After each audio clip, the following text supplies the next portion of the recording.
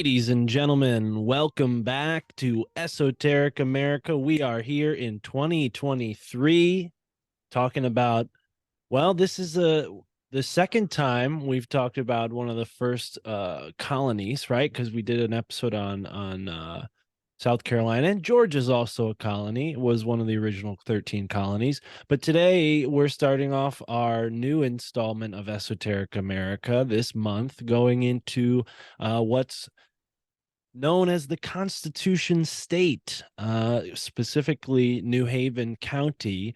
But Connecticut's small enough that we might stray from New Haven County and talk about other interesting and weird things going on in this little nutmeg state here that Tara and I are both from. So like when we went into Detroit, Michigan with the great Chad Stemke here, today we will be going into our home state of Connecticut and the New Haven County area. But before we get into that, of course, I have my lovely girlfriend next to me, Tara.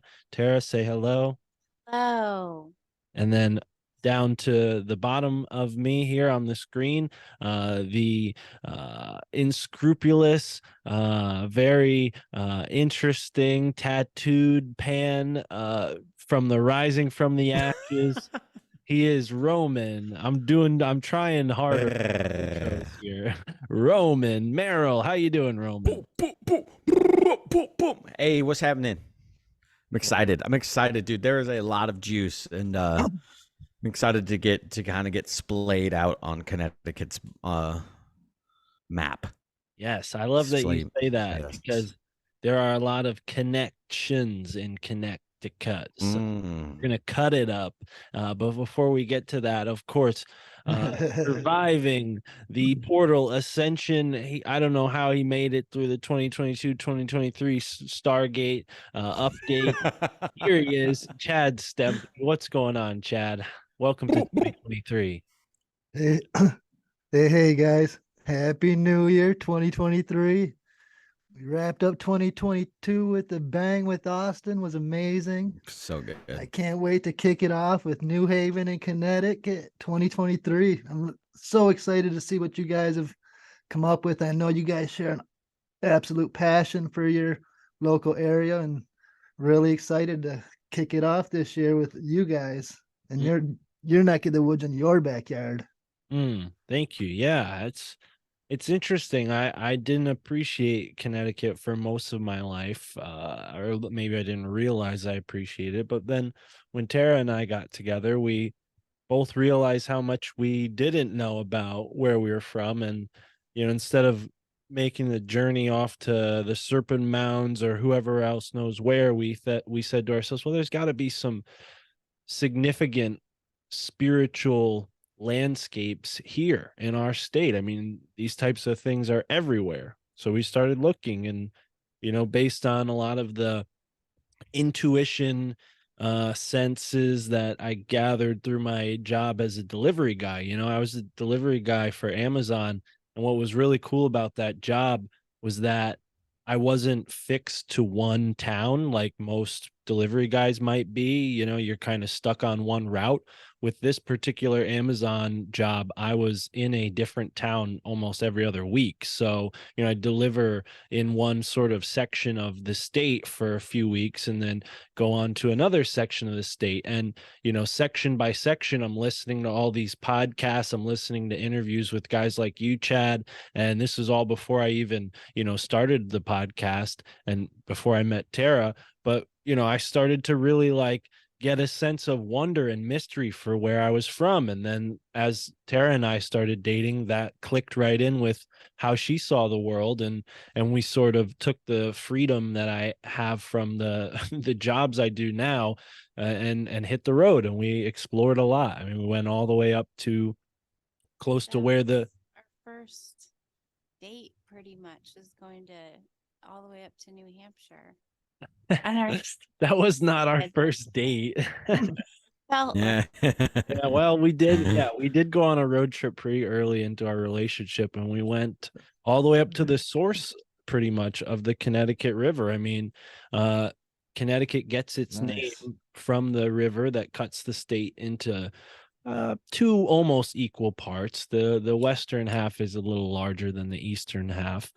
And yeah, it's really interesting because I think rivers in particular really carve Connecticut's landscape. This may be different in other states and other places where maybe water is less abundant, but we're kind of fortunate to be in a very clean water table, especially considering you know, our proximity to New Haven and Boston, or I'm sorry, New York City and Boston. You know, the Hudson River and the Cape Cod and some rivers here in Connecticut are polluted because of industry, but there's been some international efforts to conserve this specific part of the world. And I found that really interesting when looking into it, that, you know, the river that's on our hometown here, the Housatonic River, it has this whole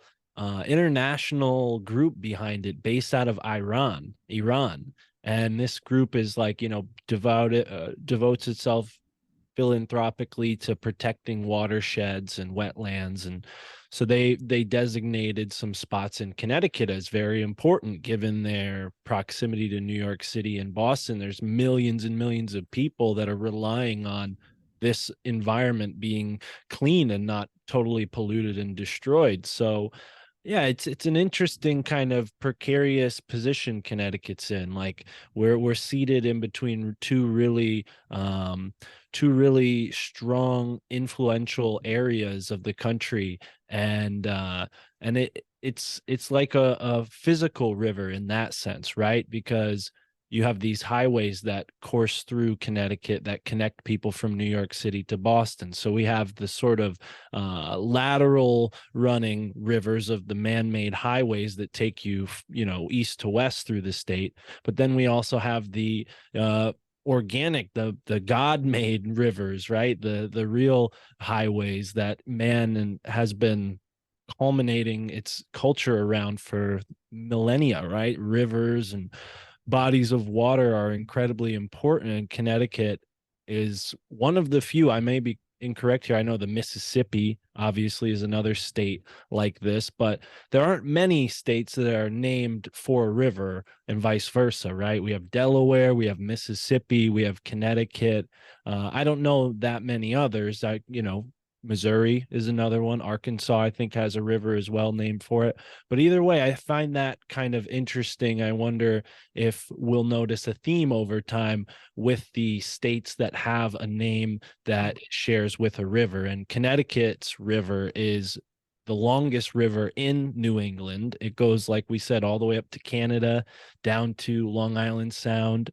And it's interesting, you know, we said we wanted to talk about the Native Americans that were here because, you know, they came first, right? So what about them? What did they say about this river? Well, the Connecticut River is actually one of their words. It was pronounced probably more like Quanetiquat, right? That was the word that became Connecticut. And that word to them meant great river or long tidal river, because the Connecticut River has a tide, just like the ocean does. It's affected by the moon, and the tide goes miles, 50, 60 miles inland. So you're talking about, you know, all the way up to the state capital, which is Hartford, past the state capital. If you are familiar with the map of Connecticut, I'm going to pull up a map right now.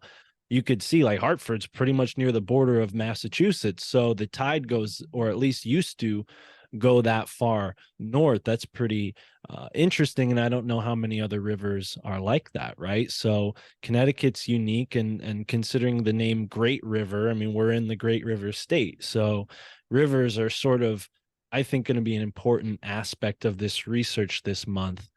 There's the Housatonic River that goes in the western half of Connecticut from the northwest corner down to where Tara and I currently are. We're along the eastern bank of the Housatonic River.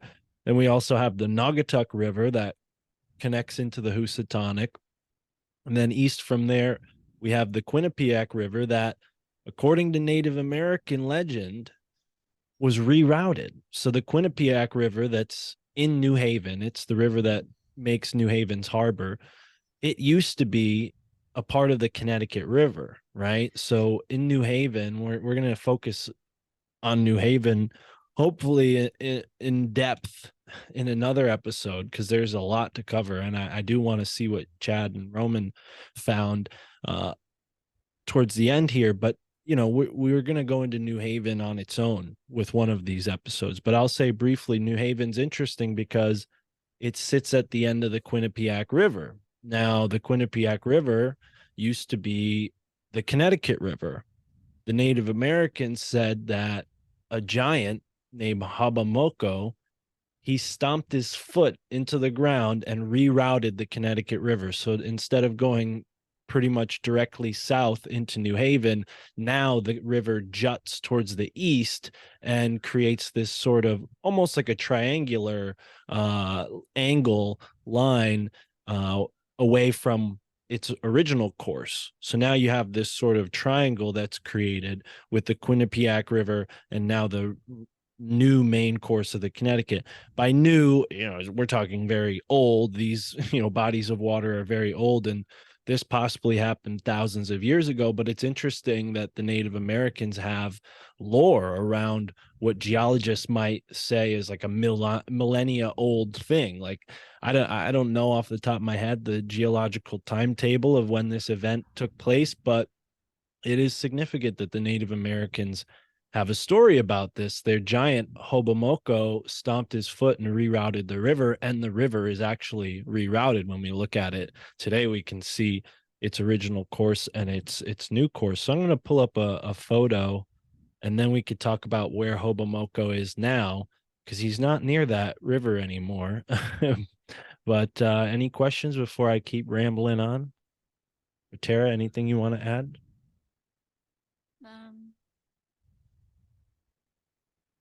No. Hobomoko. I hope that that's not the etymology of the term, and I don't mean to be yeah, I was gonna say I didn't mean to be super cringy, but you know, hobo, yeah, hobo, yeah. Why is hobo a bad word out there and where you guys live? Like, is that I like, mean, the R word? Now we're not supposed to say retard anymore. We can't say hobo anymore either. hobo was like my mom used to call. She had this famous Halloween costume as Hobo the Clown, and she would put some Not Homie the Clown. No, she was going by Hobo the Clown, like a homeless clown, and she put like coffee grounds on her face for like a beard. Yeah, my mom is hilarious.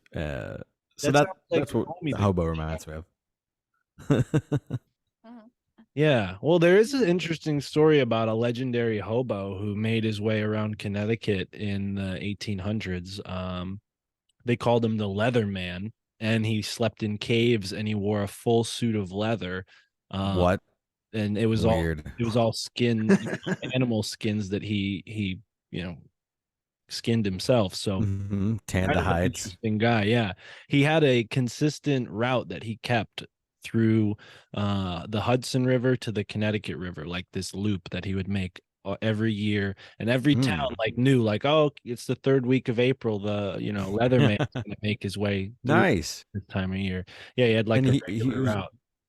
He was going with the seasons. There's this in the bushcraft community, there's this really famous woman that went around the entire country on a horse and buggy. Her name was Tranny Granny, and she planted like food forest all across the country. But she went through horse and buggy, and she was like technically what you would consider to be homeless, like this guy you're talking about, like people who live in nature. They tan their own hides, they do their own food, and they just go with the flow. Like super cool stories. I'd actually wouldn't mind digging a bit deeper into those. Those are they go for really interesting stories. But I digress. Well, we'll bring him back up later on. But so, right now we just kind of want to give people the ancient background of Connecticut. So we're going to talk about the land, we're going to talk about the rivers, we're going to talk about the forest, the mountain ranges, and we're going to talk about the Native Americans. So to give people a visual, you guys can see my screen, hopefully, right? So we have Connecticut here. And as I was saying before, the Connecticut River at Middletown has rerouted. You see that? Where it sort of takes that turn towards the east in its southward flow. Now, if you look to the left here on the western kind of slope here is this Quinnipiac River right here. So at one point in time, the Quinnipiac River was the Connecticut River, and it had New Haven as the mouth of the river. And you can sort of see where the Connecticut River's mouth now looks sort of like New Haven's harbor, right? Do you see the similarity there?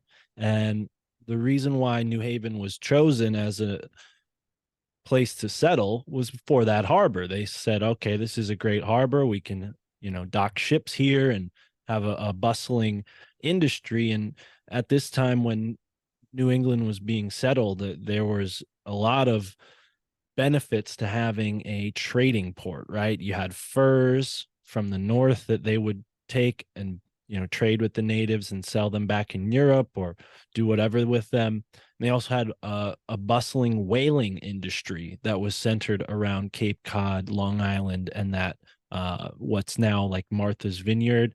And as the whales were slaughtered, they had to go farther and farther and farther to get the whales.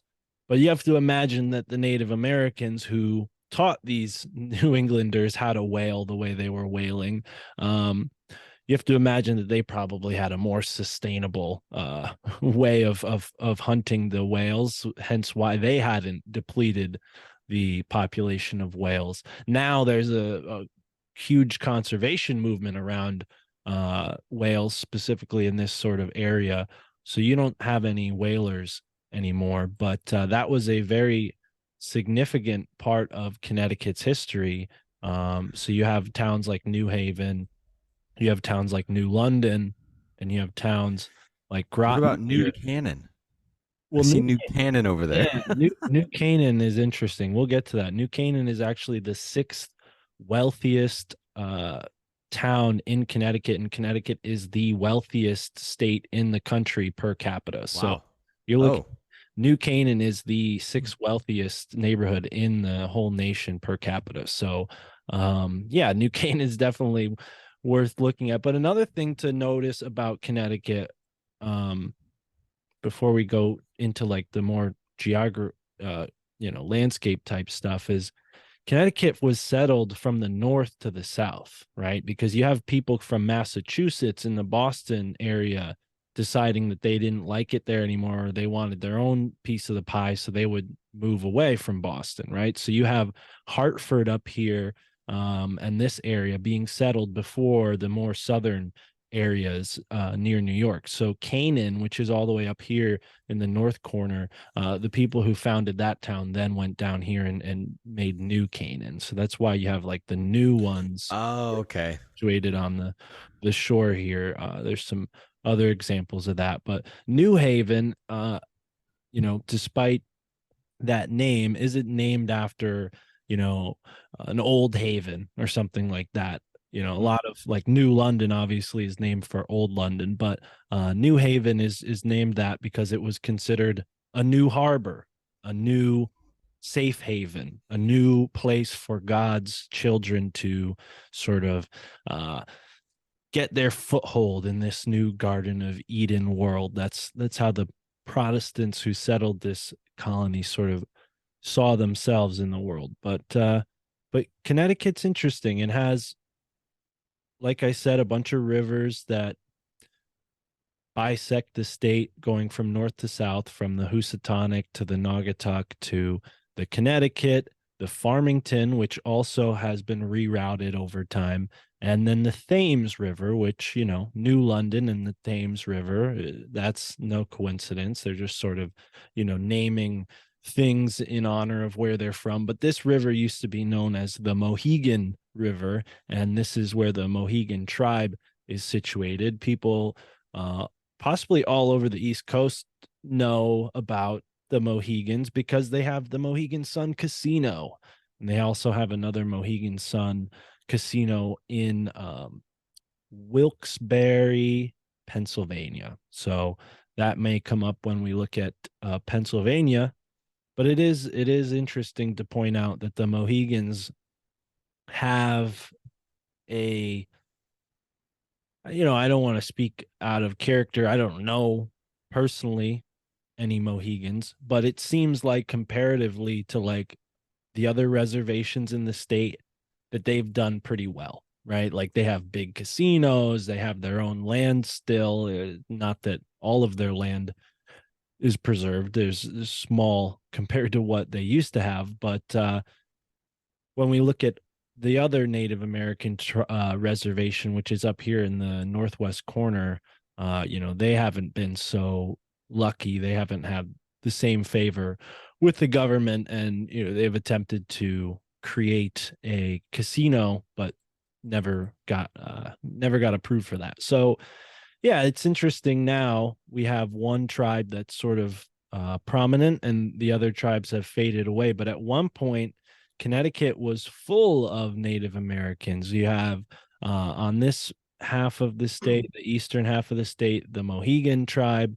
You have the Narragansetts as well that spilled into Rhode Island, and this western half of Rhode Island was Connecticut for the first 100 or so years of the Connecticut colony, and then eventually they sold that land back to, or gave that land to Rhode Island, or however they decided that. We also have the Tunxus tribe up here in the more north central area, and we have the Pequot, which, according to their own history, were not from Connecticut up until a couple hundred years before the Europeans got there. They were actually known by a different name that's been lost. They call themselves Pequot. Maybe it hasn't been lost. They might have a name for themselves besides Pequot, but from what we've read, Pequot meant invader. So we have this sort of group of Native Americans who, for whatever reason, invaded this part of Connecticut prior to the Europeans arriving. So it's sort of a complicated history here with the various different tribes. The other thing to note is that unlike the tribes towards the eastern part of the state who had relative autonomy, the tribes that were along the Housatonic River in the western half of the state, which is fairly more mountainous, it's right along the Appalachian. The Appalachian Trail actually cuts into Connecticut for only a few miles in this northwest corner here. So this is all sort of mountains and the Berkshires and the Appalachian Mountains. Now, this area, while it was populated thoroughly with Native Americans, they were all subject to the Mohawk. And when we talk about New York at some point in the course of this show, I hope we'll spend some time discussing the Mohawk, because they seem to be almost like the Roman Empire of the Native Americans, in a way, where they had tributes that they demanded from the tribes around them, and they would basically send their warriors out periodically to collect those tributes, and if anybody didn't obey, they would be killed, right? So when the Europeans started to settle in Connecticut, a lot of the small tribes that didn't have the links to maybe the groups in the east, they were like, hey, can we live in your towns, because the Mohawks come around and bully us. So really early on, like New Haven colony and the Quinnipiac tribe kind of formed a beneficial relationship for some time. And this was also the case with other groups of Native Americans and the Dutch who settled in the New York, what was then known as New Amsterdam region, right? But the Dutch actually were the first Europeans to see Connecticut, at least officially speaking. There may have been some Celts or some, who knows what Phoenicians who made it to the New World before Columbus. But according to official history, the Dutch saw Connecticut first, and they sailed along the shore and named some of the places along the shore. They sailed into New Haven Harbor, and named it after the red mountains, the basalt mountains that are in New Haven. We'll talk about those later on, I hope. But he also sailed up the Connecticut River, and they established the uh, Hoop de Hope. I think Hughes de Hope, something like that. Yeah, the House of Hope. So that's the English translation, but in French it's the Hughes of Hoop. And I find that kind of interesting, considering that the Native Americans had a hoop. That was a big part of their culture. You know, the hoop and stick was a game that kids would play, but it was also a symbol of the medicine wheel, or just the circle in general had a lot of deep significance. In a lot of the Native Americans crafts would be sort of like that, right? Like hoops, dream catchers, and baskets, and all sorts of things that symbolized much more than that. They had a symbolic purpose rather than just a utilitarian purpose. And this is something that, Sacred circle. yeah, and this is something that ends up, being detrimental in the long run, unfortunately, to the Native Americans, because their symbolic perception was met by the newly materialist and very puritanical mindset of the European, who didn't quite understand the philosophical bent of the Native Americans. One example of this is when tribes were asked to identify themselves, they often gave the name of the place they were in as their name, or vice versa. So there was a lot of confusion with, like, oh, we're the Wampanoags, we live in Wampanoag, but then there's like the Wampanoags like 30 miles north, and you're like, why are there Wampanoags there and there? And it was because the Europeans were used to this like defined territories, these like, oh, you're a nation, you're a particular governance, this is your land. The Native Americans, they were much more loose than that. They sort of had a flow. And obviously, with these small bands of people, if you have a daughter and everyone in your tribe is related to you, you're not going to have your daughter reproduce with some guy who's your nephew, or your nephew's son, or whatever, right? Because then there's going to be problems in the long run. So there was a lot of swapping of people, like from tribe to tribe and group to group, and that kind of made for this interconnected network of tribes that was not really perceived by the Europeans, who were used to more of a contained identity for where you are from, who you are. Like, for example, if a Mohawk did something maybe that got him exiled from his tribe, he would just run down to the tribes in Connecticut and become a part of them, right? So that,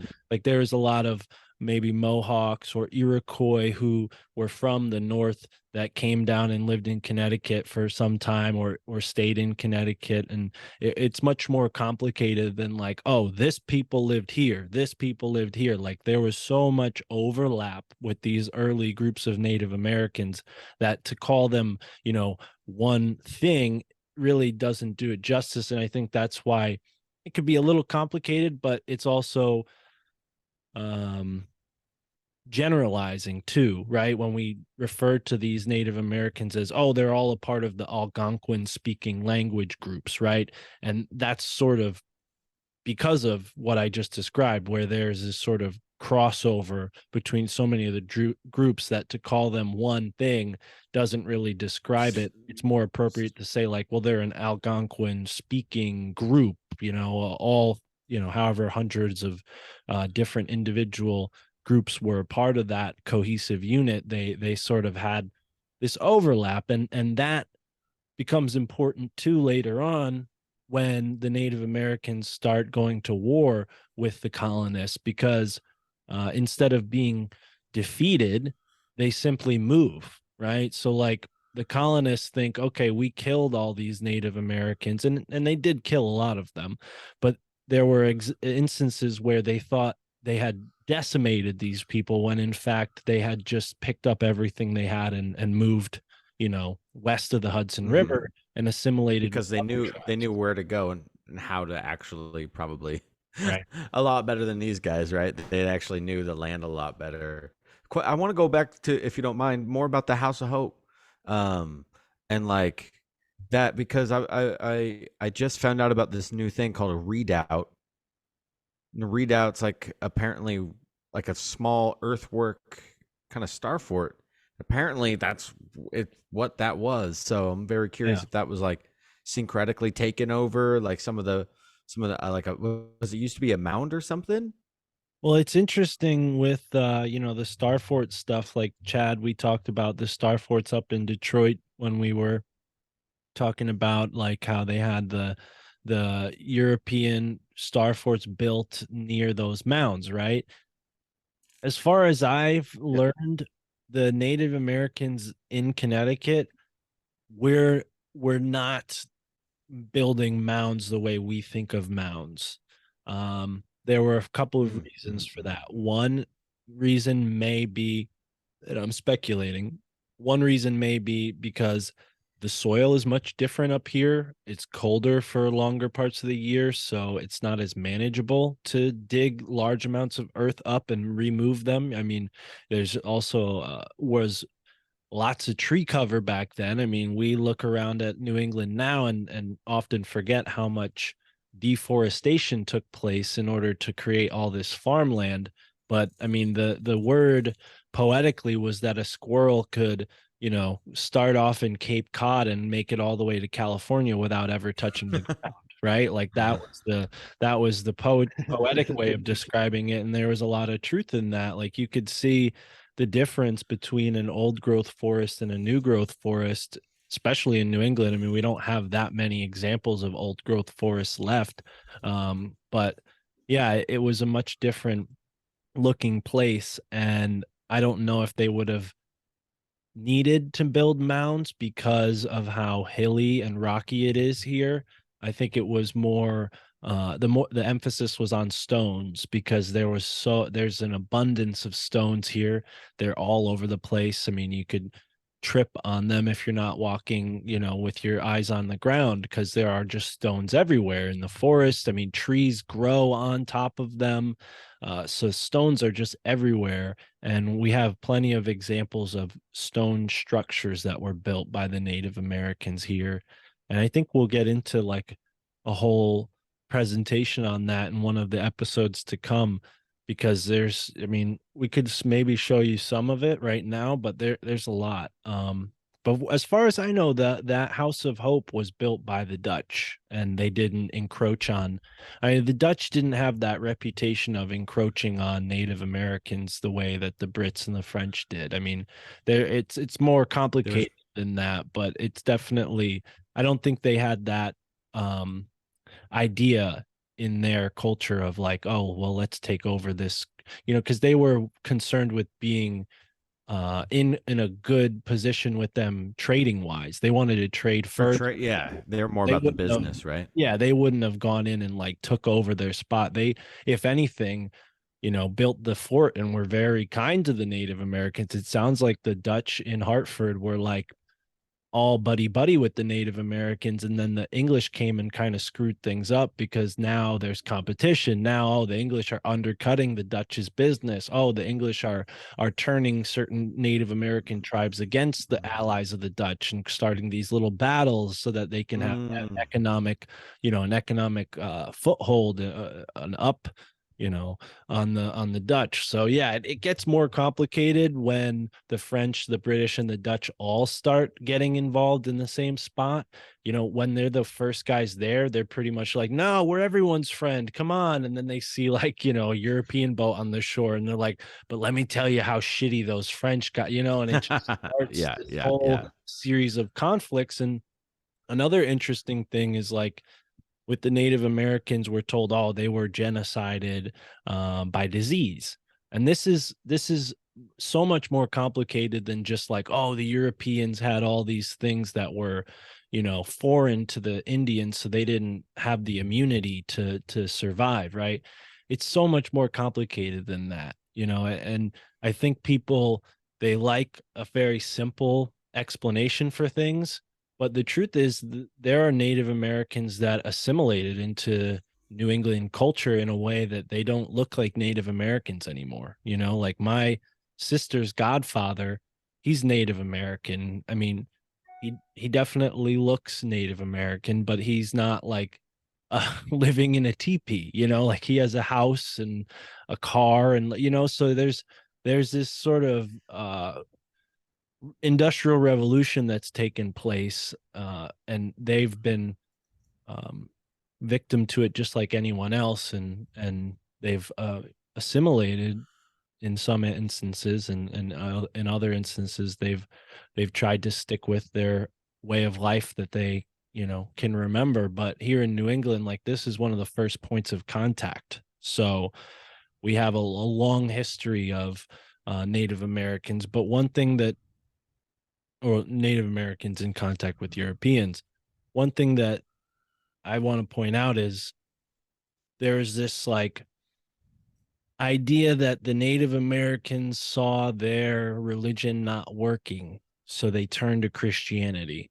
And I think we'll expand on this idea a little bit more uh, throughout this show, because it's not just limited to Connecticut, but there's this sort of like uh, spiritual exchange that took place between the Native Americans and the Europeans, where some things were discarded, some things were preserved, some groups went off and lived like the Native Americans used to live, others turned towards European culture and became missionaries. And so it's very complicated. It's more complicated than, oh, the Native Americans were here, then they died, and now they're gone. Like, they didn't die and disappear. Like, they have all sorts of uh all sorts of impacts on our culture, and for the most part, because the white man wrote the history, there's less emphasis on that kind of stuff. But if we look at someone like Roger Williams, there were white men like him who were indispensable to the Native Americans. He was the first person to take a Native American language and translate it to English, and he did this at Cambridge. So, there's a lot of things that have been left out of this history that I think are worth getting into. The Esoteric America. But yeah, I've been talking a lot. What do you think, Tara? Do you want to get into Collinsville a little bit? Because that's where we first sort of experienced the river and like that. Because I mean, it was the first time for me living in a place where we were like that close to nature, on a mountain with the river in view of our place, and experiencing that unfiltered. What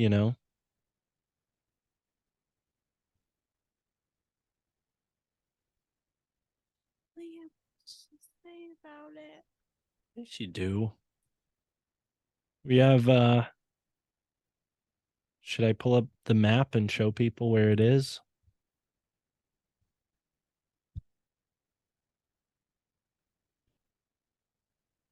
Any thoughts, Chad? I think it's it. Yeah, I think it's interesting. We're talking about the river right now. How you're talking about the legends of the rivers being rerouted. Not the legends that they actually were rerouted, but there's legends about it. I mean, it takes a major event to reroute rivers, and obviously that's why there's a legend. But I'm wondering if the stomping of the giant on the land, if that could somehow be symbolic of a meteoric or asteroid impact, like during the Younger Dryas time frame or something. Hmm. Because to reroute more than one river, that's a major event. I can only think of a couple things that would do that. Earthquakes, Mhm. meteor impacts, volcanism, but there's no volcanoes out there. So I'm curious if those legends are actually recalling something like that. Yeah, that's the thing. So the mountain chain that is in New Haven. It's sort of ends in New Haven where it meets Long Island Sound. It's known as the Metacomet Ridge. And Metacomet was the name of Oh, a tribe, but it was also the name of a man. And he was the leader of this tribe. And he's remembered historically as King Philip of King Philip's War. So in New England, they had a war called King Philip's War. And if you read about that and you don't like look much past the name, you're like, oh, King Philip, maybe they're talking about Philip of Spain or, some other royal. But no, they're talking about Metacomet. And he was sort of in jest referred to as King Philip by the New Englanders at the time. And there was this war with the natives and the English. And it resulted in, like I said, this sort of political climate that ensued throughout many of the colonies in the states as we expanded through the West. This sort of idea of situating Native Americans onto reservations, the ones that didn't comply, the ones that didn't assimilate. But a lot of them did assimilate here in New England, and went and became missionaries, like I said. But yeah, Metacomet Ridge. So let's get into Sleeping Giant, because the Sleeping Giant Mountain is kind of well known throughout the state. Like everybody, wouldn't you say, Tara? Like pretty much everybody's heard of Sleeping Giant, even if they haven't hiked it, because it's visible from the main interstate. Where is it? It's north of New Haven. It's in New Haven County, but it's in Hamden, Connecticut. And yeah, let's pull up a picture and show you guys what it looks like so you could sort of see why they call it Sleeping Giant.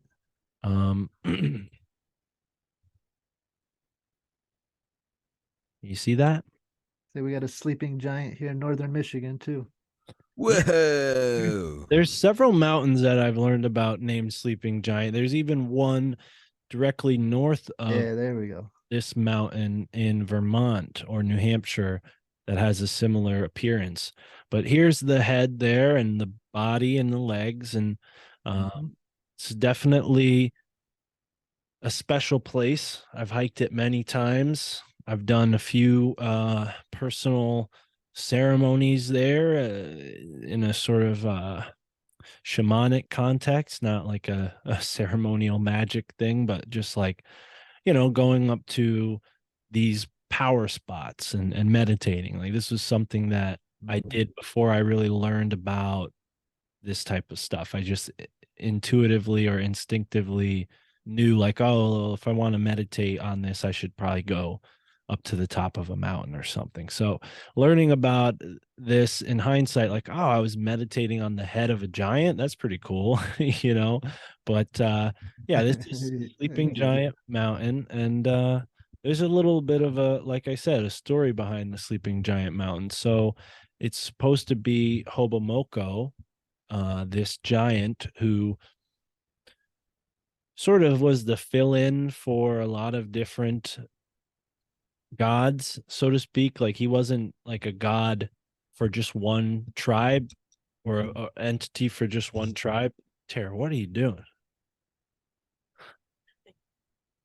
Okay, you're making a weird noise. He wasn't known to just one tribe. It was sort of like all over New England, like the bad, angry, god of destruction was Hobomoko. And if something bad may be happening, like you would go and appease him somehow, maybe leaving an offering in a space where Hobomoko resides or something like that, right? And there's a place in Connecticut that Tara and I went to where there's like these noises that you hear from under the ground called the Moodus noises. And some tribes thought that Hobomoko was under the ground making those noises in there. So there's, multiple stories about this giant. What are the noises called again? Moodus, Moodus, Moodus noises. And Moodus. yeah, Super interesting. Yeah, Makamoodus State Park, and Makamoodus would have been another name for that being over there. But but yeah, actually H.P. Lovecraft based one of his stories on the Makamutis noises. He called it, I think, the Dunwich Horror is the name of that book. So Hmm. yeah, definitely has a sort of esoteric energy going on. But Sleeping Giant is a part of a fault block ridge that formed 200 million years ago, according to mainstream geologists. It's composed of trap rock, which is also known as basalt, which is an extrusive volcanic rock. So, Chad, you were sort of on the money when you said that about the volcanic activity. Another thing that is interesting about this ridge, the Metacomet Ridge. It goes all the way from, like I said, Long Island Sound at New Haven up to the Massachusetts Vermont border. And the top of the Metacomet Ridge, it's almost like it's very dry for the surrounding region. So you have a climate on top of this ridge that resembles more like the southwest of the United States. Like you have oak savannas and you have prickly pear cactus that grows up there. We also have a northern copperhead rattlesnake that lives in the area, which I've actually seen on a hike one time on top of this ridge. Me and my friend were hiking. We heard this like strange noise in the distance, and we walked towards it, and on this bed of rock there was just a massive knot of snakes, like mating with each other. It was the weirdest thing I ever saw, and they were these copperhead snakes doing Nice. some sort of mating in spring. But Mhm. well, I can't remember what time They'll of year. connect. They'll connect by their tails. They have like a soft opening that kind of where they kind of connect, which I love. I kind of went down this rabbit hole. This is not to side tangent completely, but of how snakes mated. And I had this thought because when two snakes are mating and it's not an entire ball, when it's like a king snake ball or whatever, uh, it's almost like the caduceus or that kundalini aspect where they coil up each other and they wrap around each other. The two snakes completely each other because it's like this opening that both their genitals are underneath this flap towards their tail, and it blew my mind. Honestly, I was like, whoa. And it also creates like an Ouroboros, right? Like the kind of the Well, continuous I snake don't aspect. I don't think that's Super interesting. unrelated at all, because like with the energy ley lines, it's like snakes are kind of like detectors of that kind of thing. Like they move along the ground in a way that you'd imagine like they're following these energy lines. And one visual I get in my mind when I think of that is this nature documentary that Tara and I watched a few months ago, where they use like these funny looking drones that are disguised like the animal they're trying to film. So they'll put like a fake Yeah. snake with a Yeah. camera in its mouth, like in the Yeah. nest of a snake. So they're like filming these snakes, and the snakes are like, oh, what the heck is this? Wow. So it was really great footage. But what they were filming were these snakes in Medicine Hat, Canada, somewhere up there, Medicine Wheel, Canada, like up in the northern part of the like Midwest. And these snakes, they all move on top of each other in this like river of snakes as they're leaving where they're born in these rocks. They like move down the mountain in this like stream of snakes. Like they're not slithering next to each other, they're literally on top of each other, like all moving like one huge snake. And it just made me think of like ley lines, like the way like a ley line is like associated with these dragon lines, and maybe that's what the Chinese were talking about when they call them dragon lines. Maybe there's some kind of energy magnetically that the animals are sensing and moving along. But back to Metacomet Ridge with its snakes and its red trap rock, it looks very really beautiful, for being in Connecticut. Like when you drive by these red rock mountains, they're like really neat looking, because they kind of they get like this rusty red color. And Yeah, they glow in the sun, and they have like a mystical atmosphere. And as someone who's hiked on top of them, I definitely feel like, that part of the state is different than the lower parts of the state. And yeah, it's just, when you have this like energy going in one place, it, makes you look for sort of parallels or overlaps, and one overlap that came up for us was Peter Shampoo's Gaia Matrix, where he actually has uh, a ley line called the chakra ley line that goes straight through Connecticut. And at one point, it kind of overlaps with this Metacomet Ridge. So I definitely think there's something to that. Another ley line that he has lines exactly with the Appalachian Ridge, and the Appalachian Ridge, the Appalachian Mountains are said to be this high energy crystalline quartz, like lots of crystalline quartz in these mountains. So I definitely think, considering the geological makeup of this Metacomet Ridge that goes down to New Haven and includes the Sleeping Giant Mountain, it has like a magnetism. It's made of basalt, right? It's got this like energy to it. So yeah, Sleeping Giant. Let's read the mythology. According to the Native Americans of the Quinnipiac tribe, the giant stone spirit Hobomok, a prominent wicked figure in many stories, became enraged about the mistreatment of his people and stamped his foot down in anger, diverting the course of the Connecticut River. After several hundred miles, yeah, sorry, I was reading something in parentheses. It got me confused. To prevent him from wreaking such havoc in the future, the good spirit Catan cast a spell on Hobomoko and made him sleep forever. And that's where he lays as the sleeping giant. So Catan was, like the benevolent spirit. But it's interesting, they're saying that Hobomok became enraged about the mistreatment of his people. Now, if you're reading that and you're not like taking timelines into consideration, you might think that they're talking about the Europeans mistreating the Native Americans, but this Connecticut River got diverted a long time ago, right? So maybe we're talking about the giants, these giant skeletons that people found all over the place.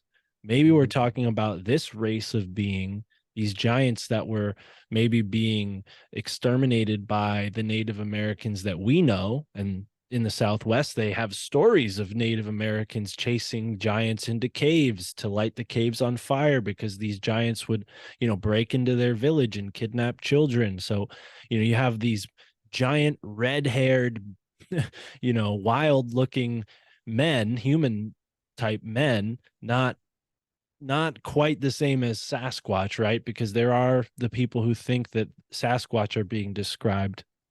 But I've read stories where, giants that have red hair, red beards, white skin are being, fought by different tribes in the Midwest and in the Southwest and here in the Northeast, because there's been like 400 years of time between, the Native Americans and European colonization. A lot of those stories have been filtered quite a bit, and I think if we're going to maybe use some of the stories or the lore from the western part of the country as a way of kind of inferring meaning from these stories, maybe we can suspect that they're talking about a race of giants being mistreated, and that's what angered Hobomoko. And that's why Kitan turned him into a mountain. And there's another mountain north in Massachusetts, right near the Connecticut Massachusetts border, where a very similar story is told about this mountain that once was a giant beaver. And I think we had a story about giant beavers that we talked about when we were in Minnesota, was it? Was that your episode, or was that when we talked about Minnesota or Wisconsin, Chad? Do you remember the giant beaver lore? I think the muskrat, and I think that was in Minnesota with Andrea, if I believe. Yeah, shout out to Andrea, our second guest on this show. Yeah, so let me look that up. The Yeah. because there was a story that Tara and I found just a few days ago about this very similar thing where the mountain is created by some giant being that loses a battle. So here we have the Pecumtuck Ridge, which is again a part of this Metacomet Ridge. It's just in Massachusetts, and it was the name of a now extinct tribe of Native Americans who lived in the area prior to 1800. According to stories ascribed to the tribe, the Pecumtuck Ridge and Sugarloaf Mountain were the remains of a giant beaver killed by the giant spirit Hobomoko. Hmm.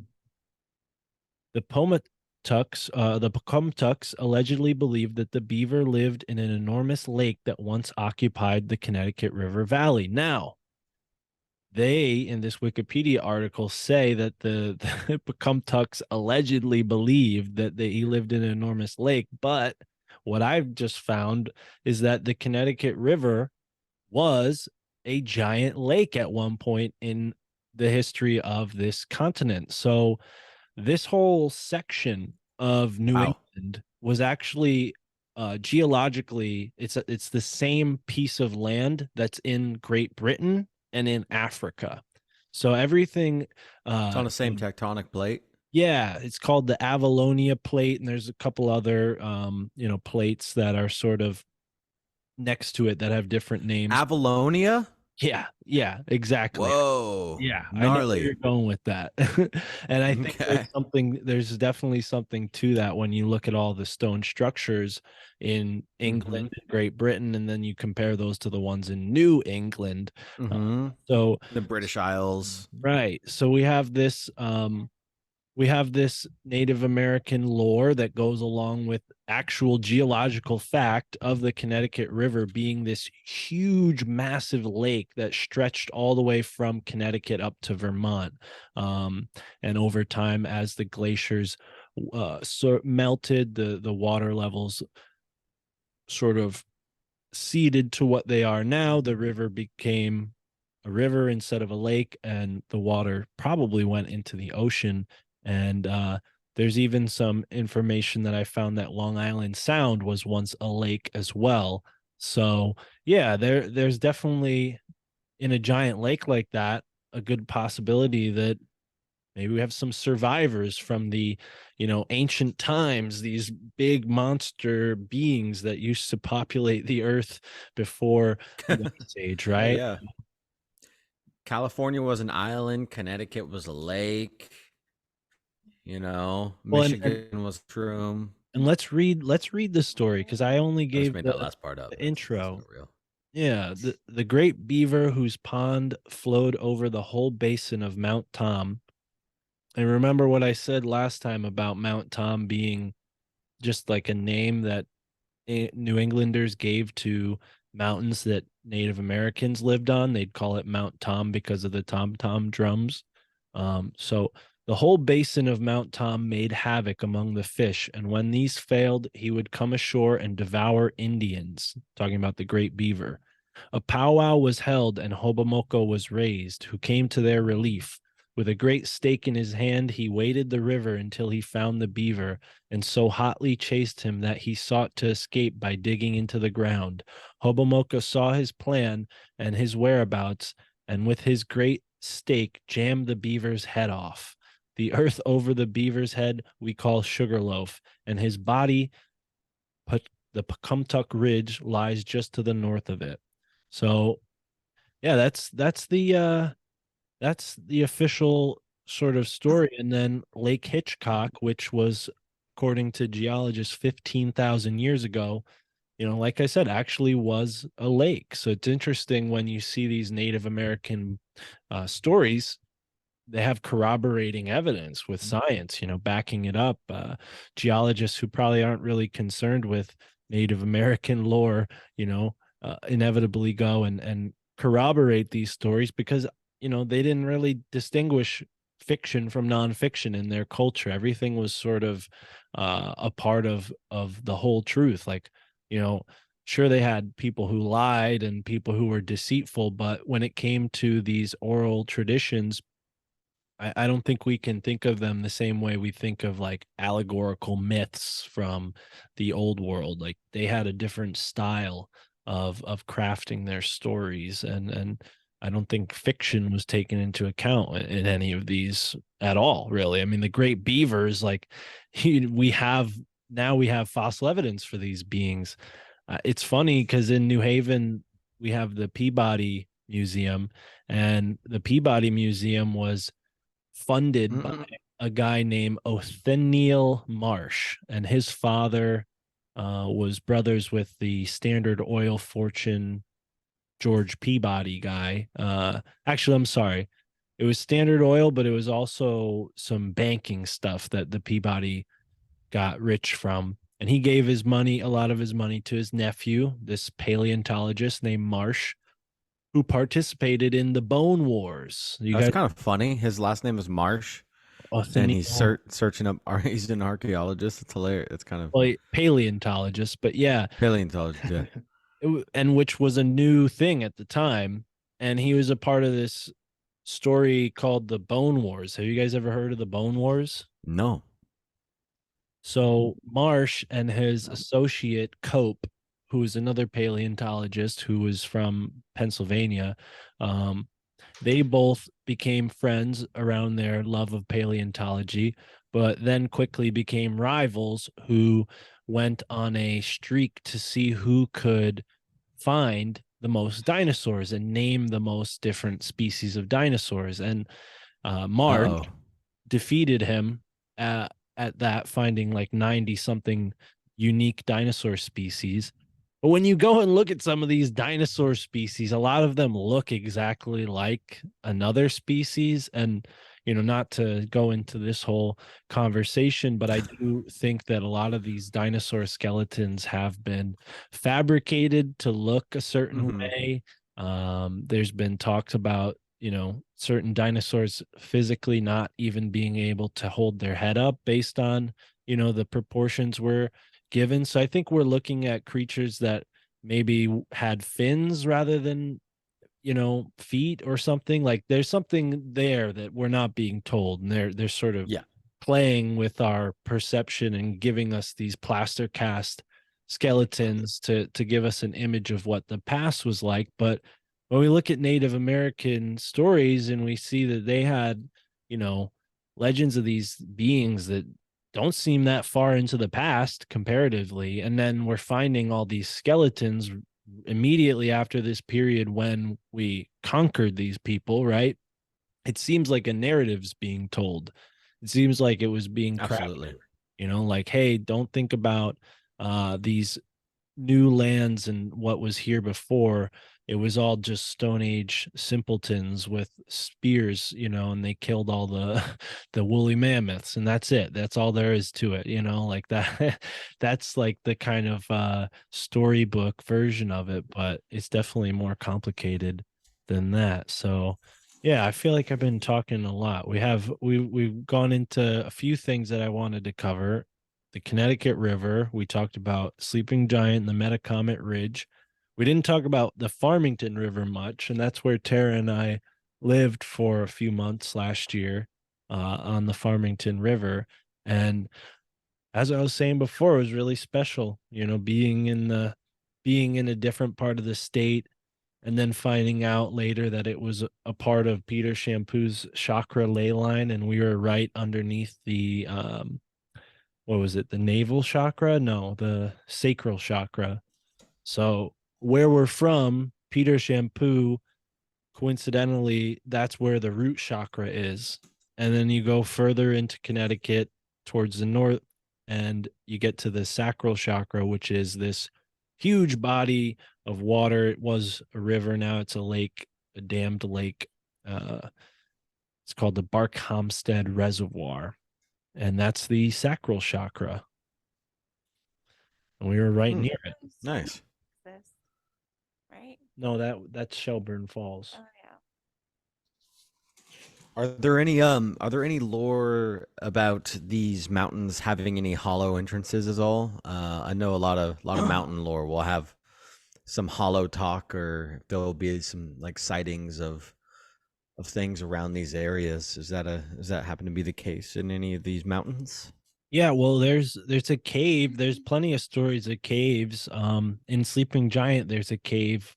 I think it's called Abraham's Cave, and a guy who was P.T. Barnum's nephew, and I think this is Uh-oh. yeah, I think this is Oh. where you go down a rabbit hole, Roman, for our next episode, down the P.T. Barnum rabbit hole, because he's from Connecticut. He's from Bethel, Connecticut, and he has a bunch of stuff in Bridgeport named after him. He's buried in Bridgeport. Him and Tom Thumb, the little Tom Thumb guy, are buried in this Yeah.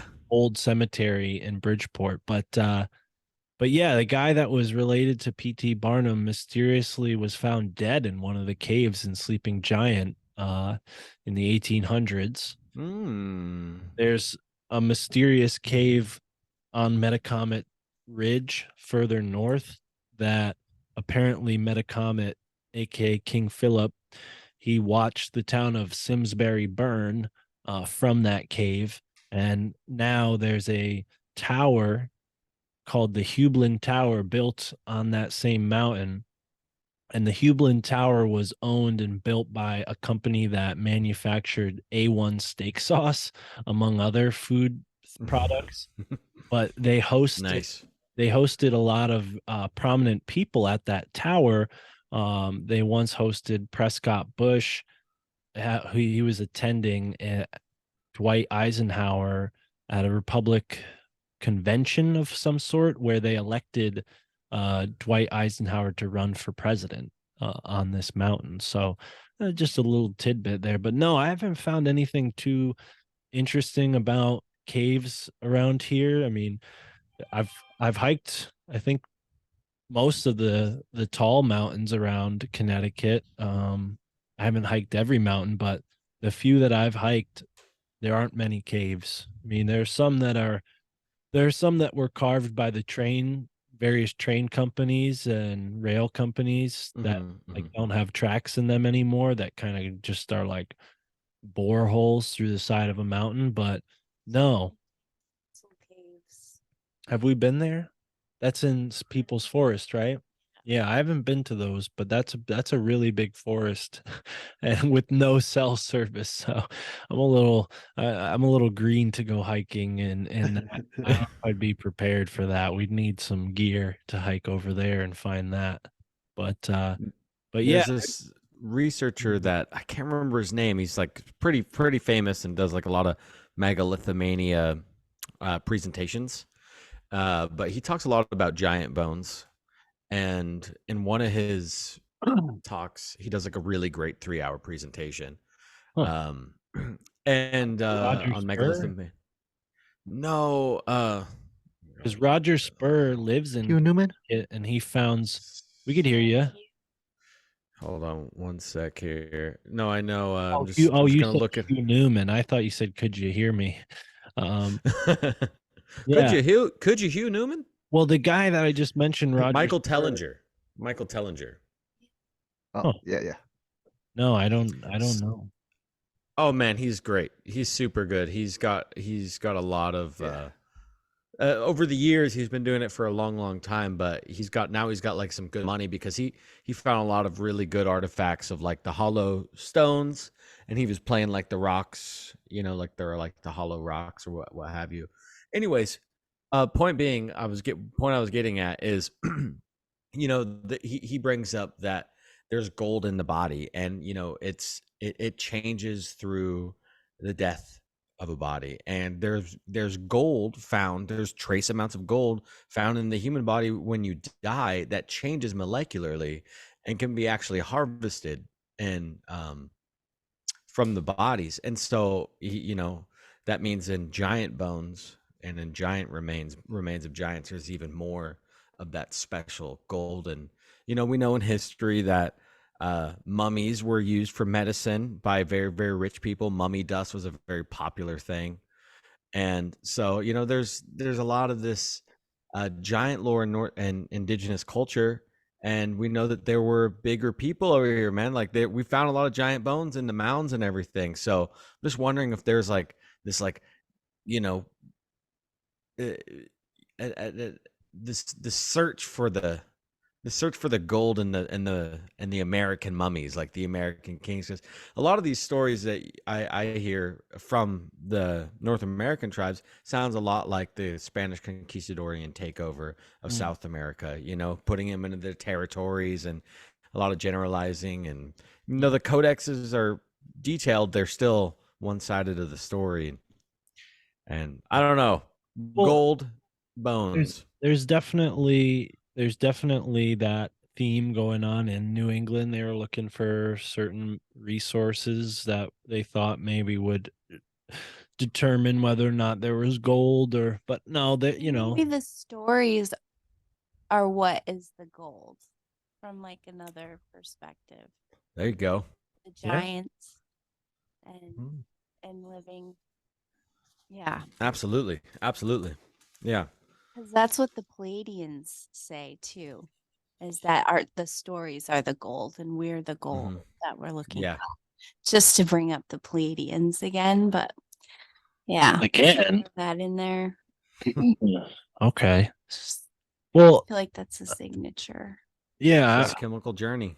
I don't think they ever found any gold or anything in Connecticut, although they were probably looking for it. No, it was more about the land, because the Puritans, they didn't have the same goals as the Spanish, right? Like the people who settled in the Massachusetts Bay Colony and then the Plymouth Colony, they were exiled from Europe because of their religion. They felt like, okay, we don't belong, or we don't want to be a part of that European heathenry anymore. They felt like the Church of England was doing everything wrong. So like, we're going to start our own church in our own land.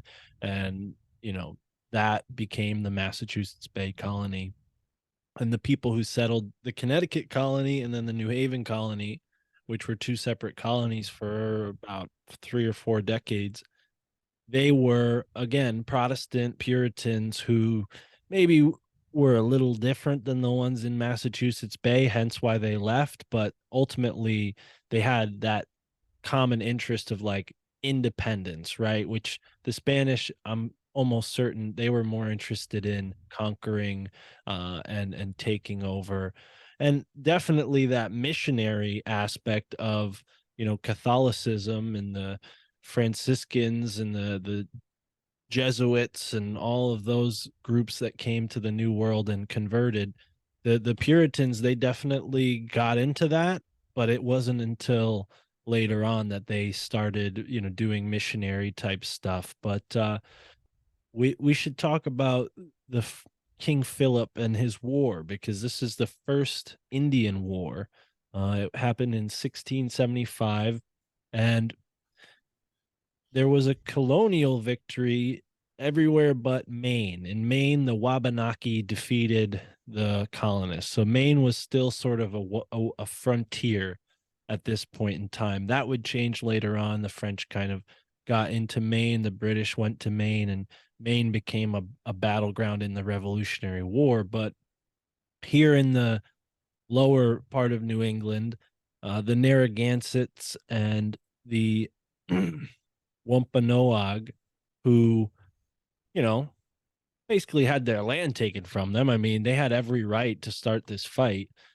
They were seen as, the bad guys, obviously, because what they would do is they would raid these colonial settlements, right? So different tribes would, under the cover of night, raid a settlement, kill some people, maybe burn it down, maybe tie some people up. And this became a problem over time, obviously, for the colonies. They were very afraid of the Native Americans destroying them. And it wasn't homogenous. Some tribes were, like I said, allies with the colonists and decided that they would like assimilate with the colonists to some degree. But for the most part, that all ended during King Philip's War, and the time to come pretty much just followed in the same manner of, war and conflict and assimilation, right? So we have Metacomet, who is this sort of leader who really tried to be diplomatic with the colonists, but there is sort of a feud that came about between the tribe that led to this war. Um, the Plymouth colonists passed laws making it illegal to trade with the Wampanoag, and it's sort of complicated because Rhode Island had a native sort of stronghold. Rhode Island was started by a guy who I mentioned before, Roger Williams, who was sort of a radical compared to the other Puritans. And he also was a radical compared to a lot of the colonists because he thoroughly believed that the Native Americans had the right to own their land, and that all the colonists shouldn't be doing what they were doing. So he was very different, and he kind of ultimately sided with the colonists, but I think tried to ease the brakes on the conflict as much as he could, given that he was connected to the Narragansett tribe and they were a big part of this conflict. So the total population of the colonists at that time, the New England of the King Philip's War, was 65,000 people. So they had a militia of about 16,000 men in total, all the different the different groups. They had about 16,000 people who were in fighting shape, and we're told that the native allies were about 1,000. They had about 1,000 Native Americans on their side, and those were, for the most part, the Mohegan tribes, right? Because, like I said, they kind of have a favorable history in the sense that they got along with the British and took their side, and now they still have a lot of their land, and they have a little piece carved out for them to some extent. But the Native Americans, they had, some 10, 15,000, somewhere between there, fighting people, people that could fight. So it was almost evenly matched, but obviously the Native Americans lost this a series of battles. There's one that's interesting called the Great Swamp Fight. And why it's interesting is because it teaches us, so maybe we could use this as a moment to learn something about the Native Americans. They settled in swamps. They had different settlements in various swamps because of the protection that a swamp could offer, right? If you live on an island in the center of a swamp, you boat to your island and not many predators are going to be there. People from other tribes would have a hard time finding you. So there's a couple battles that took place in various swamps where Native Americans had strongholds, and a lot of those swamps still have structures, Native American structures in them, old stone forts and things like that. And yeah, it's kind of fun. Tara and I, on a bunch of our trips, we've found, structures that are like, whoa, this is weird. This looks like something that was, built. It doesn't look like it just ended up like this. And it looks like it was built hundreds and hundreds of years ago, not in the past couple hundred years. So actually at the place where this battle took at the spot where this battle took place, there is a stone fort called let's see, I think it's named after one of the women of the tribe, the queen, so to speak. But yeah, there's still a stone fort there to this day.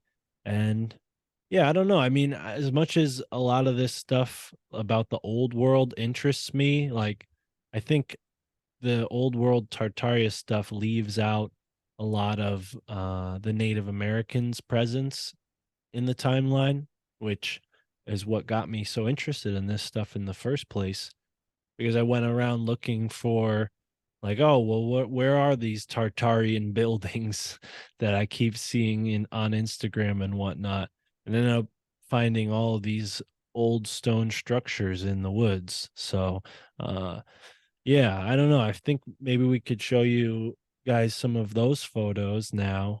Um, I don't really know that much about King Philip's War to talk about it much more, but Uncas is one of the sachems who was a leader in the Mohegans, and now the place in Connecticut where the Mohegans live is called Uncasville.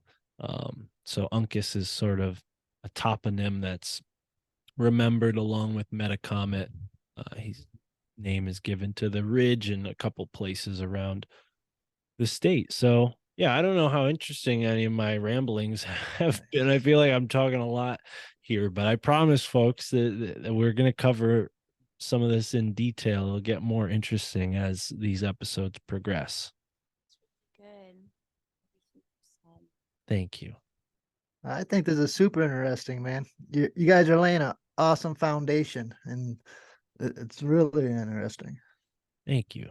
Well, and you know, I'm not an expert in the Native American history. I think I know more than the average person, but I'm trying to learn all of this and do these people the justice they deserve historically, because you know, a lot of people take their presence in this country for granted.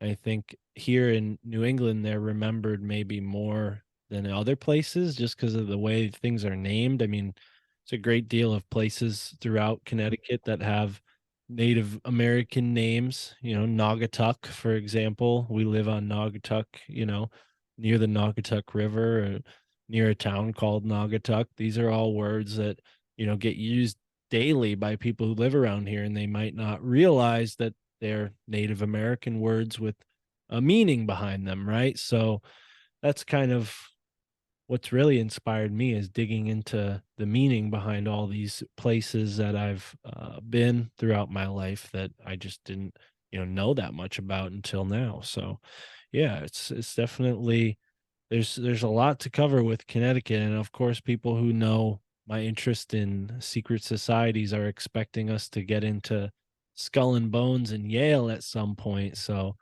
maybe we'll do that. But I have covered that on a bunch of other podcasts. I don't know how much time we'll spend on that here, but it is definitely a part of it. You know.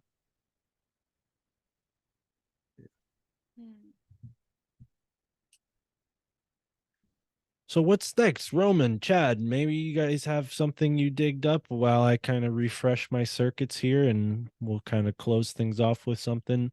But you guys have anything that you looked up while we were sort of getting prepared for this episode? I know Roman was digging around. You found something called The Hidden History of New Haven. Is that book available for download, or I couldn't find an online version of that book, and also I tried to back some of the stuff that this article was saying that this book was going to discover. Like, I sent you guys that the architect that built the Twin Towers. They said he was from Connecticut, but he was not from Connecticut. He was from Seattle, and then I was trying to find connections between him. But it's funny about the name Connecticut, because when you kind of break it down just really simply, it's like connect, I cut. But one of the more interesting things that I did find on this journey, on this jaunt, was the phone connection, and I don't know if it was like a phone war going on at the time, and Alexander Graham Bell wasn't exactly associated with the dawning of like the phone boom that was going on in Connecticut. It was kind of like almost like these warring parties between like these phone companies that were trying to get it to market. But Alexander Graham Bell, like famously, he had this house that he built on 1331 Connecticut Avenue in Washington, D.C. And it's like this famous house of Alexander Graham Bell. And I was like, well, that's weird. 1331 is like palindromic of numbers, whatever, mirroring. and it's on Connecticut Avenue in Washington, D.C. And so I'm going to dive a bit deeper into that. I got into that almost last minute today.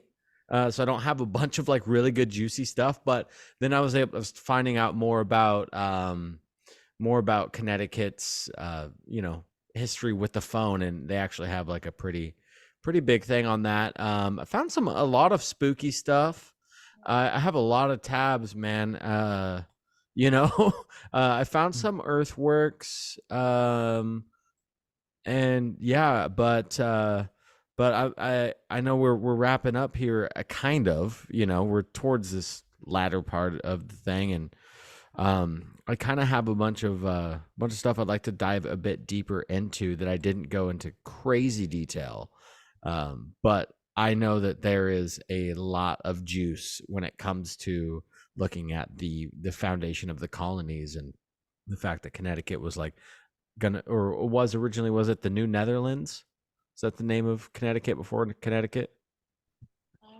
So the New Netherlands was generally like the whole area from New York down to Pennsylvania up to maybe like Rhode Island, like everywhere that Adrian Block saw on his initial trip in 1614, the Dutch Mm-hmm. claimed as New Netherlands. But once the Plymouth colony and the Massachusetts Bay colonies sort of settled in and the English kind of got a foothold, they pretty much rewrote the Dutch out of history in a certain, like the Dutch have a big presence in New York, more so than Connecticut. I mean, Rip Van Winkle is like a big story that has to do with the Dutch in New York. Another one that people know about is Sleepy Hollow.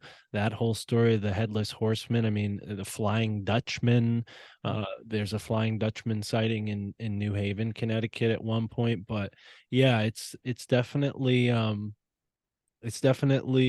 interesting. Like the political side of it colors how we remember history, because yeah, the Dutch aren't really remembered as much here in New England as much as they are in New York, right? Because New York's not technically a part of New England. And yeah, I think with the English in particular, um you know they possibly had an interest in this place going back to, like, the Druids and the Celts, if you look at all the stone structures in that Avalonia connection. But there's something else I was going to say about the Dutch that you reminded me of, but I don't remember now.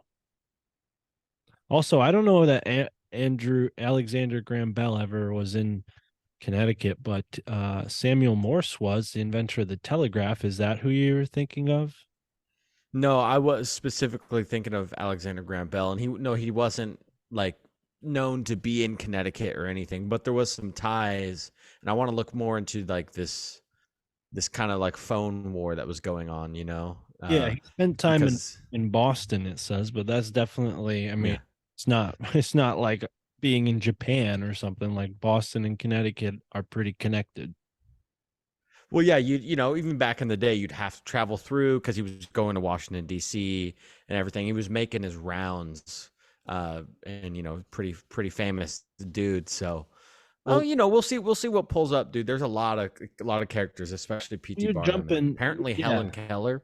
You're jumping You up know, the 19th century stuff. I think that's going to be for sure an interesting part of it, if we're gonna, because we do, we have like 400 years of history, unlike Austin, which, when was Austin founded? Like the 1800s, right? So we were able to focus on a smaller sort of time frame there, after we kind of looked at the Native American stuff. Obviously that goes back much longer, but yeah, Connecticut, I mean, we're talking about the 1600s. People started settling in Connecticut from Europe. So yeah, long histories with these towns, and many prominent people are from Connecticut.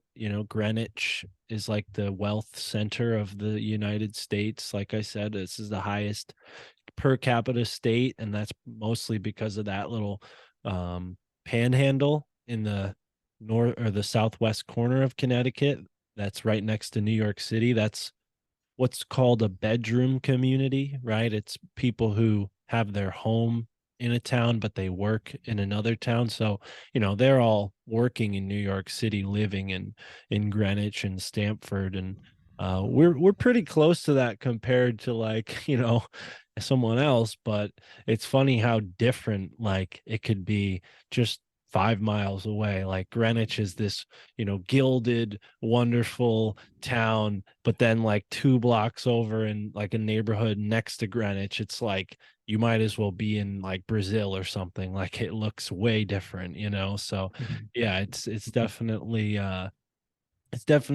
complicated mixed state. We have like a mixed degrees of wealth, from the super wealthy to the super poor. We have a mixed degree of urbanization, from, the middle of nowhere woods to farmland to completely urban city. You can't see a single tree, anywhere, So yeah, there's a big spectrum to cover with Connecticut. And I'm happy to do it because I don't know many people that live here that podcast, and I don't know many people that uh I know Connecticut exists. well, yeah, people think of it for its proximity to New York City, and they think of wealthy people when they think of Connecticut, but they definitely don't think of two hippies like us. So maybe we could give people a different look on what Connecticut has to offer. There's definitely a lot of places that people who listen to shows like this, could come to Connecticut on a vacation and really enjoy themselves. So, if anything, let Esoteric America be a travel guide for you, right? I mean, if you're into this kind of stuff, you want to go and see these great mounds, or maybe you want to go to some of the places that we're going to talk about in the ensuing episodes about Connecticut. Because, you know, personally, I've had some pretty transformative experiences on this one particular mountain that I then later found out has these stone structures, these ceremonial Native American stone structures that, you know, Tara and I have been studying. And I don't know how many people even know that the stone walls all around New England, a lot of them go back thousands of years, not just hundreds of years. A lot of people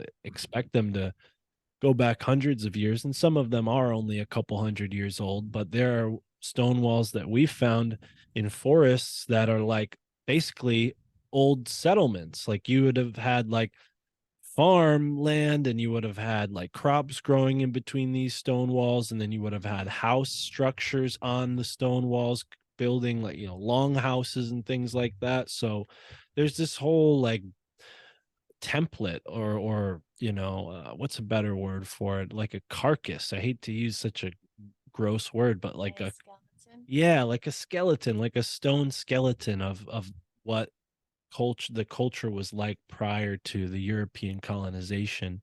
And we've been, bone collectors looking around this skeleton, like looking for these stones. Yeah, Bone that's, Wars. yeah, bones, skulls. Yeah, that's a big theme, I guess. So we'll talk about skull and bones. I don't want to tease people with that, but I have talked about that a lot on my podcast and on other podcasts. So I don't know if we'll spend too much time on skull and bones, unless Roman or Chad have questions or something to add there. If it comes up. I'd be interested in seeing a little bit. I think people would be interested, at least a little recap of it for sure. Yeah. It's well, it would Yeah, there's got to be you fun did- other stories of the architecture of Yale too, right? Well, and that, Sorry, Tara. no, Tara was just saying exactly kind of what you just said, Roman, where her and I give a tour of New Haven and look at some of the architecture with people, Yeah. show them, some of the weirdness, and definitely inspired by you, Chad, and Mike Wan and others who do similar things with the area they live. Like Mike took me to one of the spots mentioned in his book, Right to the 40th Parallel, and we went to this place with a guy who had paid him for a tour, and I was just kind of going along filming it. And it was a really inspirational day for me, like learning what I learned about that area from Mike and the way Mike described it. And he wants to be on this show. He'll be on the show soon. Maybe we'll talk about Pennsylvania this spring or something and have him on to talk about that. But yeah, it was really cool to see him give that tour. So I decided on March 22nd, 2022, that I would give a tour of New Haven. And I did. And 4 or 5 people, shout out to them, showed up and got the tour. We went down this road called High Street in New Haven. And I later found out, and I didn't know this when I gave my first tour, I'm learning more and more each time, that the road we were walking down is a corpse road.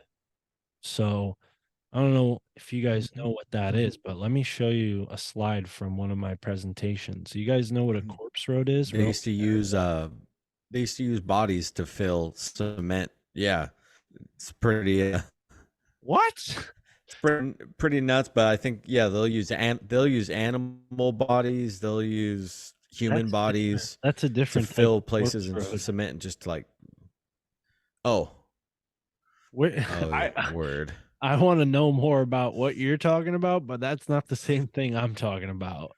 Dude, I've been down I'm a Scorpio, and I've been down some real strange dark rabbit holes where I naturally find myself, like one time I was digging up whatever, and then I just got down this history rope, and the companies they would like hire people, or they would have people that would go and harvest the fat off of from war, like fallen soldiers, and get the fat, and then they would use that in their soap to make soap for. They'd even make soap again for the army, or for people in jail. But that was done up just until like the 20th century, And, so it's just like I always find myself down like, what do we do with bodies in history? People ever wonder about that? Like, what do we do with all the dead bodies? Like, what do hospitals do? Where do all these extra excrements go? Well, we actually use them because for a long time in history they were considered medicinal. Oh my gosh. Well, geez, we need to spend It's called some medicinal time. cannibalism. Yeah, we need to spend. Americans were cannibals. Some of them. Oh, I thought you said all. Okay, good. Don't say that. That's not true. Well, yeah, Roman, I think we should spend some time maybe on a different show going into that topic in depth, but Yes. no, that's a different corpse road. I'm talking about a road in between a church and a cemetery that is typically considered haunted. And this is a thing in Europe where, people would see ghost lights and spirits moving along the corpse road, maybe the day before somebody died, and their funeral was held the week later or something, right? So sort of like a premonition, you would see spirits on the corpse road and be like, oh, okay, somebody's going to die soon. Or maybe after somebody passed, you'd see their spirit taking its final flight down the corpse road to the cemetery, right? So I should have my screen share here, and let me illustrate how the corpse road fits into the larger picture. So Isn't Kent Falls a corpse? no, They would bring what's it called though? Hold on, let's go ahead and get into that All right. when that comes up, because we will talk about the Hammonasset ley line, but not this episode. So can you see the screen, guys? Oh yeah. All right, cool. Oh yeah. So this is like an illustration of New Haven from above, with all of the Yale buildings drawn in. This is like a map for maybe a student or somebody touring Yale. So all of these like squares, those are also buildings. There's a bunch of skyscrapers around this square right here today. But this spot, the New Haven Green, which I think I have another picture that gives you a good aerial of the New Haven Green. Yeah, here's what the New Haven Green looks like. You see that odd shape there, huh? To the pathways. Isn't that interesting? We have an 8-sided fountain. We have these sort of pentagram, hexagram looking pathways. And then we have these 3 churches Holy shit. that were there at the beginning of the colony of New Haven's founding. So New Haven is definitely a strange place, right? Like I said, New Haven was its own colony separate from Connecticut for the first 30 or 40 years of its existence, and eventually became a part of Connecticut. But these 3 churches were the backbone of the New Haven colony, and they've been remodeled over time, made bigger, but they're in the same spot that they've always been. And since this was the original settlement, they would bury their deceased behind these churches, right? Because everything around this square was pretty much forested outside of the other buildings that they had beyond their churches, right? So picture in your mind, this square being here for hundreds of years and the city growing around it. Now, when we look at that grave area, there are over 6,000 bodies buried. Some people say as low as 4,000, but up to 6,000 bodies buried in that area underneath what is That's a now lot. a That is a private lot. park. Yeah, and it's a privately owned public park, so anyone is free to go there and walk over this mass grave behind the churches. And that's actually where my story starts in a way, because when I was a student at Gateway Community College, in between classes, I would go and smoke weed at the park, and I would go and sit on benches on top of this mass grave. I didn't know that. I didn't say, oh, I'm going to go over to the mass grave benches. I just knew, I just intuitively felt like, oh, this is a good spot to go and smoke and chill and read. And I actually met Amos, the guy who would then teach me a lot about Native American culture and skull and bones and all kinds of other stuff.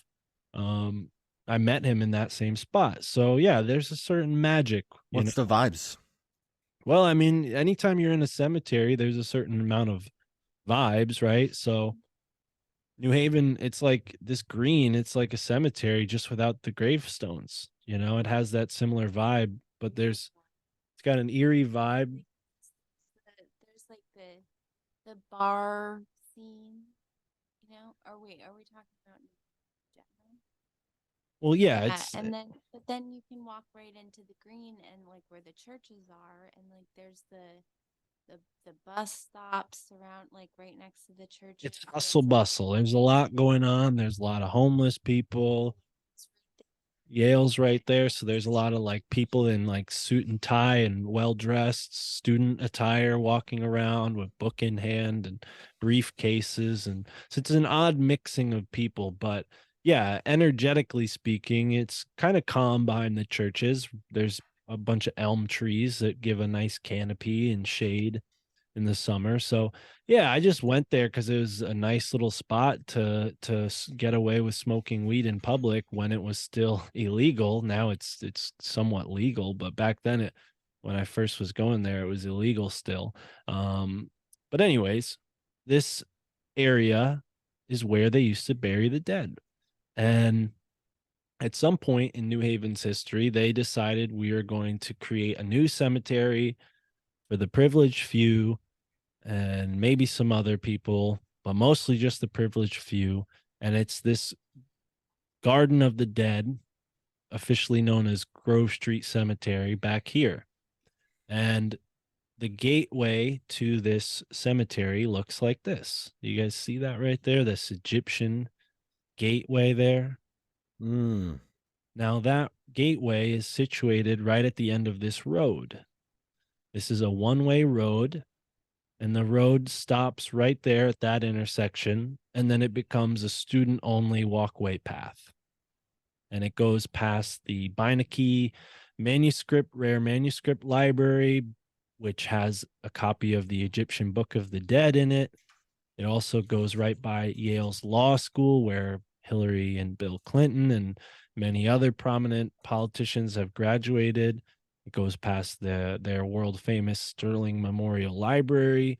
All of these buildings have pronounced architecture, and it goes right into this Grove Street Cemetery. It also goes by the Skull and Bones tomb and the Harkness Tower. Harkness being named after Edward Harkness, heir to the Standard Oil fortune. So there's a lot going on this one little road leading to the cemetery. And like I said, a corpse road has traditionally been associated with churches, and you can see how these three churches are still sort of proximal to the spirit road. And maybe the spirits would, exit the church and go through the old campus here, where Yale students have their own private version of the green, onto the road and into the other cemetery. Who knows how the spirits move about in the afterworld? But we have a canal that used to run along the northern end of the cemetery, so you have that movement of water.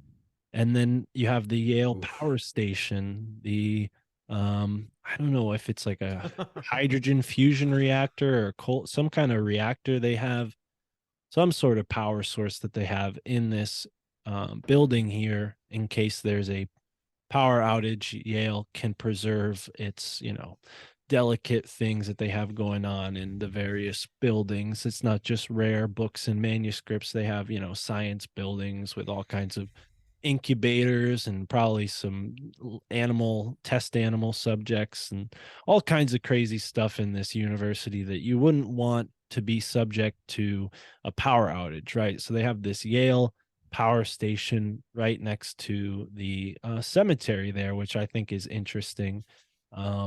But yeah, that's kind of a little hint of what we're going to get into with Yale and New Haven in the episodes to come. We mentioned Peter Shampoo and his ley line that he calls the city ley line goes through, curiously, most of the Ivy League schools, from Harvard to Yale to Princeton and Columbia, Rutgers, and the University of Pennsylvania. All of them are situated on this straight line. And New Haven, as you see here, has those weird pathways in the center green area.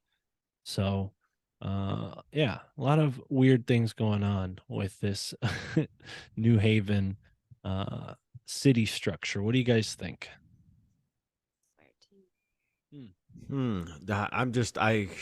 I love it. And then I got down a rabbit hole. I'm Googling a bunch of stuff over here about graveyards and churches and stuff. So I like that segue. It seems like a good segue, getting into the bones and the bodies and so many bodies in history. It's crazy.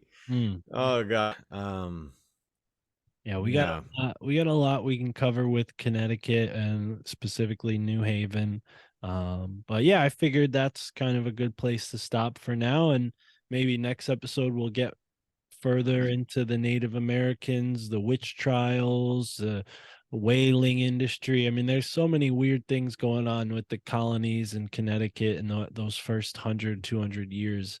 But yeah, this has been a lot of work for me. I like when we have a guest on and should we narrow it down, like, and then for the next week, should we just do like a specific time, like maybe the 18th century?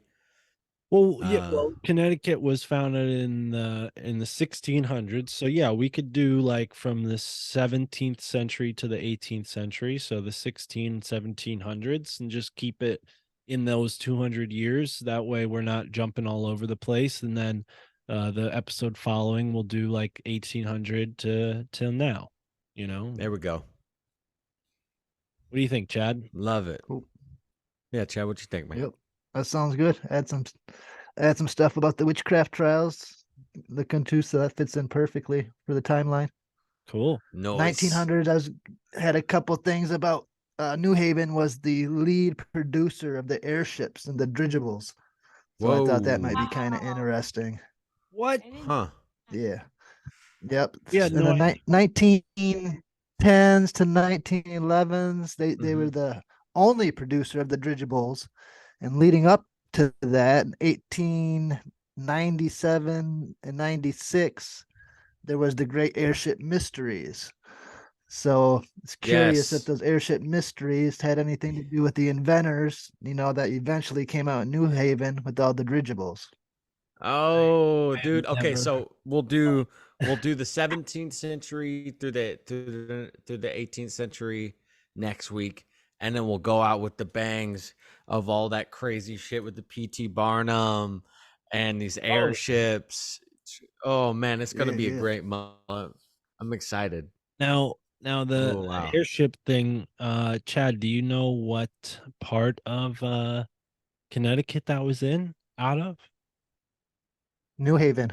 That New was Haven. New Haven. Oh wow, I haven't heard about this before. Well, you did it. Mark, you said we Yep. we, we I said didn't we'd never. do it. We, yes, dude. Yes. All right. Oh, Cool. Well, beautiful. I shouldn't expect anything less. That's awesome. Well, yeah, and then I'll say also Connecticut's first governor, the colonial governor, was a man named John Winthrop the Younger, who was an alchemist. So, Roman, I'm sure you're gonna go Hmm.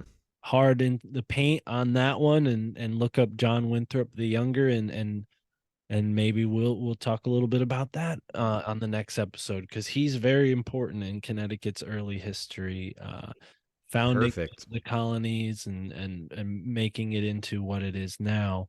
But he was in pursuit of silver. He thought he could find silver in Connecticut. So Ah, he's going for the moon. leave it at that. But all right, Tara, any final thoughts on? Um, I love Connecticut. I love Hell yeah. Yeah. That's what it's about. yeah.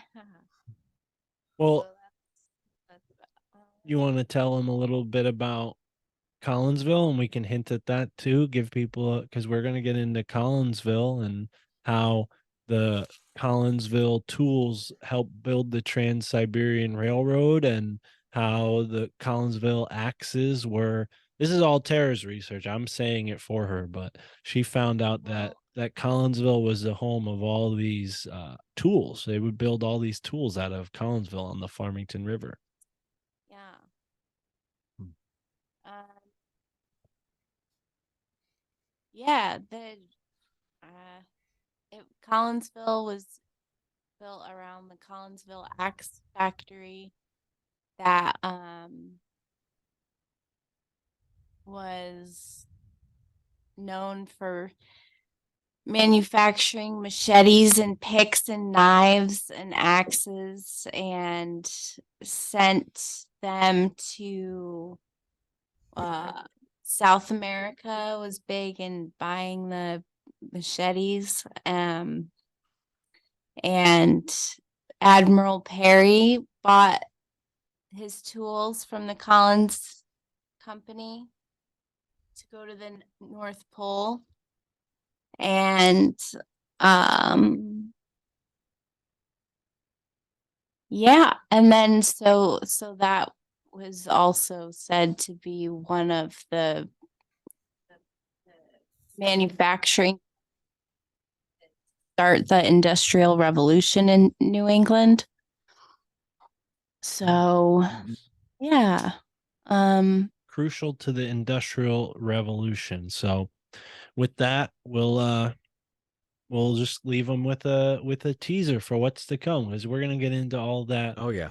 in the future episodes. But thank you, Tara, for sharing that. And thank you, Roman and Chad, for doing the research you've done. I know we didn't get into it much, but I thought it'd be nice to kind of kick things off. So hopefully I won't do all the talking in the next 3 episodes, but yeah, this has been fun as usual. I'm excited to start 2023 off with our home state, and then afterwards I'll say we have a big audience in California, at least my show. So I think people are going to be pumped when we get to Roman's neck of the woods, and we're probably going to see a lot of Oh yeah. listener contribution there. So folks, if you're listening from California, keep that in Yeah. mind that we will be talking about California soon. If you are on the Absolutely. East Coast, though, please get in touch with us. We'd love to hear from anyone in Connecticut, anyone in Rhode Island or Massachusetts. I mean, those states are small enough to where you probably know something about Connecticut. If you're from New York, we don't need to hear your BS about what you think Connecticut is like. Yeah. Okay, I already hear it. The New York people are gonna be like, "Oh, Connecticut, this and that." Shut up. We don't want to hear it. The people that go and live in New York from Connecticut, that's a whole different type of person than Tara and I. We are Connecticut born and bred. We're not half 1 foot in New York and 1 foot in Connecticut like some of these people. So save all that stuff for a different podcast. Anyways, that's it. Tri-state area. We got some beefs. I got to clear things up. The tri-state area. People, they're like, "Oh, Connecticut's not in the tri-state area." Yes, we are.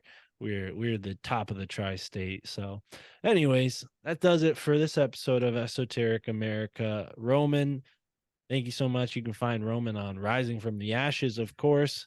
Bloop bloop. And Chad, the great Chad Yay. Stemke. What would you like to plug, brother? I don't want to do your plugs for you because I don't know what's going on. You got anything you're anticipating in 2023? Any projects? Anything new? Give us the goods. I'm doing a little research on an island up here in northern Michigan called Mackinac Island that I've been visiting since I was a child and have been slowly stashing away some research. And I think I'm going to bring that out this summer. But in the meantime, I'm just focusing on this show and enjoying each week at a time, enjoying the research on these individual cities. So I'm just going to kind of plug away at this show and look forward to the future of it. Awesome. Thank you. Yeah, it's 2023. We should set our New Year's resolutions, and that's a good New Year's resolution in a way. I don't know if that was phrased as a New Year's resolution, but I'll take it as a New Year's resolution. Take it. Right on. Well, on that note, folks, we hope you listening have a very happy New Year's exploring this esoteric America. Welcome to 2023. Joining us in 2023, Wow. exploring the Bap bap. expansive backyard that is our esoteric America. Until next episode, folks, thank you so much for tuning in and happy travels.